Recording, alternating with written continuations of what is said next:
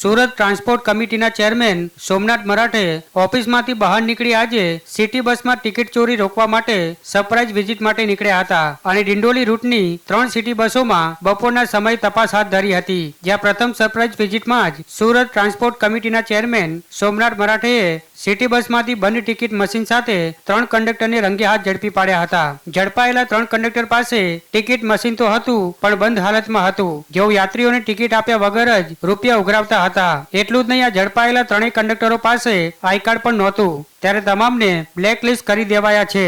સાથે જ આ રૂટ પરની એજન્સીના ચેકિંગ સ્ટાફ અને સુપરવાઇઝરને 7 દિવસ માટે સસ્પેન્ડ કરી દેવામાં આવ્યા છે। મહત્વનું છે કે સિટી બસમાં ટિકિટ ચોરી રોકવા માટે તાજેતરમાં નવી ગાઈડલાઈનની જાહેરાત કરવામાં આવી હતી। આ જે બસ આપણે ઊભી કરી છે, આ બસની અંદર કંડક્ટર પાસેનો જે ડિવાઇસ છે, એ ડિવાઇસ એને ખોટ ખાયેલો છે અને એ કહે છે અમે કમ્પ્લેન નાખી છે, પરંતુ કંડક્ટરની ભૂલ એ છે, સ્થળ પર કંડક્ટર અને ડ્રાઈવર આ બંને ગાડી સાઈડ પર મૂકી દેવી જોઈએ અને તરત જ મતલબ જે ચેકર છે કે જે મતલબ એનો જે સુપરવાઇઝર એને બોલાવીને નવો ડિવાઇસ અહીંયા મંગાવવું જોઈએ, પરંતુ એને એ ભૂલ કરી છે અને આપણે એને એ દરમિયાન એને પકડ્યો છે ને ભૂલના કારણે આપણે એને બ્લેકલિસ્ટ કરવાના છે। એનો ડ્રાઈવરને પણ કસૂર હશે તો ડ્રાઈવરને પણ આપણે બ્લેકલિસ્ટ કરવાના છે।